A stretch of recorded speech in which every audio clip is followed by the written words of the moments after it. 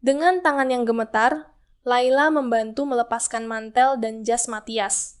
Gerakannya berlanjut pada dasi dan kancing kemeja, sebuah tindakan yang seketika membuat napas pria itu memburu tidak teratur. Sambil mendesah penuh gairah, Matias langsung menghempaskan Laila ke atas ranjang dan mengukungnya. Berada di bawah kehangatan tubuh Matias yang berat, justru mendatangkan rasa lega bagi Laila. Pada momen itu, ia sengaja mendambakan kepedihan fisik agar hatinya yang hancur tidak perlu merasakan apa-apa lagi selain rasa sakit. Matias menjambak rambut Laila yang berantakan dan mencium bibirnya dengan rakus, bahkan menyambut hangat setiap erangan yang tanpa sadar keluar dari mulut wanita itu. Setelah pakaian Laila terlepas sepenuhnya, Matias menusuk ke dalam dirinya tanpa peringatan. Laila hanya bisa menggeliat kesakitan setiap kali Matias menarik diri dan menusuknya kembali. Matias kemudian mengunci tangan Laila di atas ranjang dan memerintahkannya untuk mengerang. Meski sorot mata hijau Laila menatapnya dengan dingin, napas terengah-engah dari wanita itu justru memberikan sensasi kepuasan yang luar biasa bagi Matias, bahkan sanggup menghapus amarahnya terkait kebohongan cinta yang Laila ucapkan untuk melindungi Kyle sebelumnya. Ingatan akan ucapan manis Laila kepada Kyle justru membuat Matias memperlakukannya dengan lebih kasar. Ketika ia menghisap bibir Laila, wanita itu mulai mengayunkan pinggulnya dengan lembut mengikuti ritme gerakan Matias. Kontras dengan tindakan tubuhnya, wajah Laila justru memancarkan ekspresi polos dengan mata terpejam, yang semakin memprovokasi gairah Matias hingga ia melontarkan ejekan apakah Laila sedang membayangkan Kyle agar bisa bertahan melayaninya.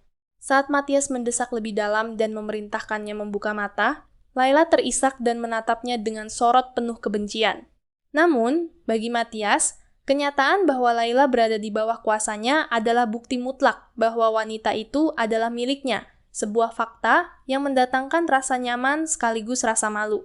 Ketika Laila kembali menyembunyikan wajah di balik kedua tangannya, Matias dengan dingin mengubah posisi Laila untuk melayani keinginannya dari belakang, lalu mengangkat pinggangnya dan mengguncang tubuh wanita itu dengan jauh lebih keras.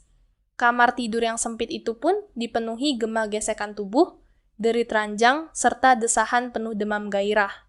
Laila sendiri merasa lega karena kepedihan fisik ini berhasil mengusir ingatan tentang Kyle dari pikirannya. Setelah pelampiasan itu mereda, Matias membaringkan tubuhnya di atas punggung Laila yang lemas.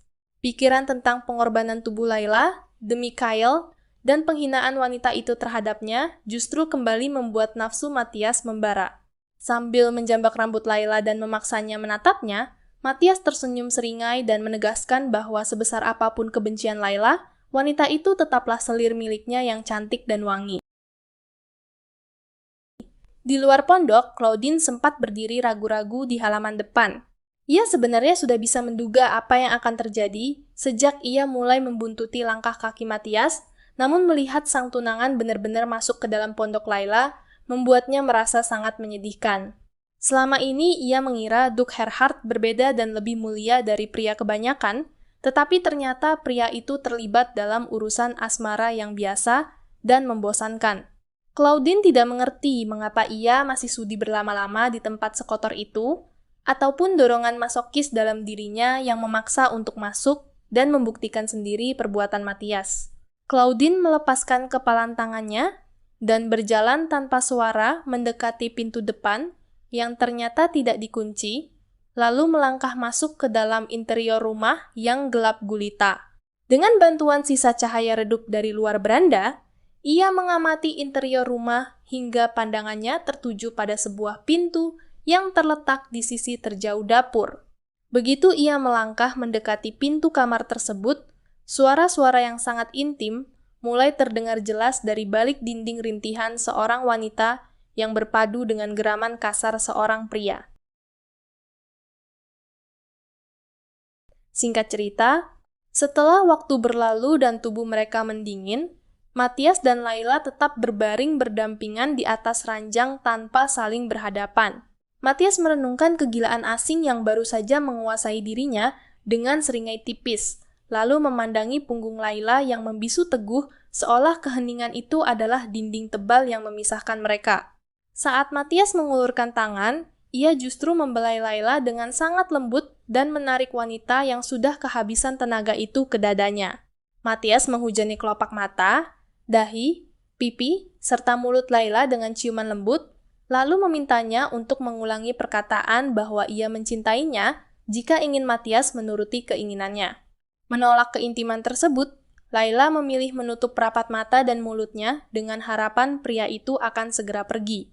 Namun, Matias justru terus menciumi leher, bahu, dan rambut Layla sambil memintanya untuk tidak menangis lagi karena ia kini ingin melihat Layla tertawa.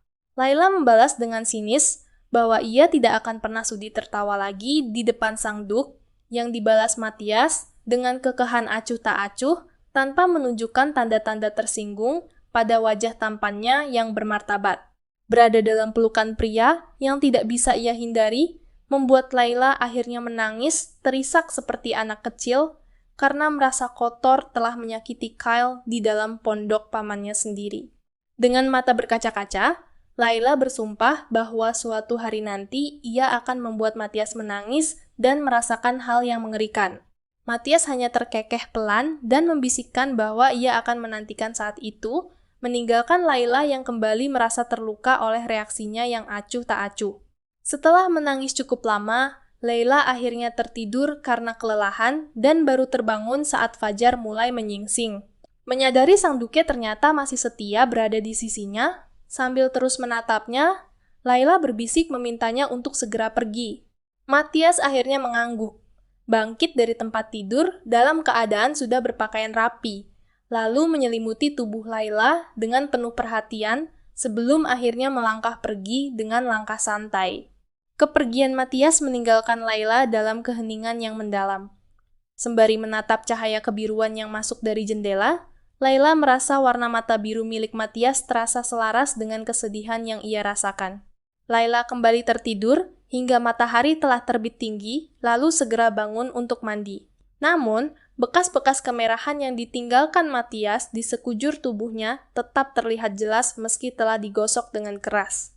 Saat ia sedang bersandar pasrah di dalam bak air panas yang mulai mendingin dan uapnya menghilang, sebuah ketukan keras dari Mari, pelayan pribadi Claudine, tiba-tiba terdengar memanggil namanya dari luar pintu depan.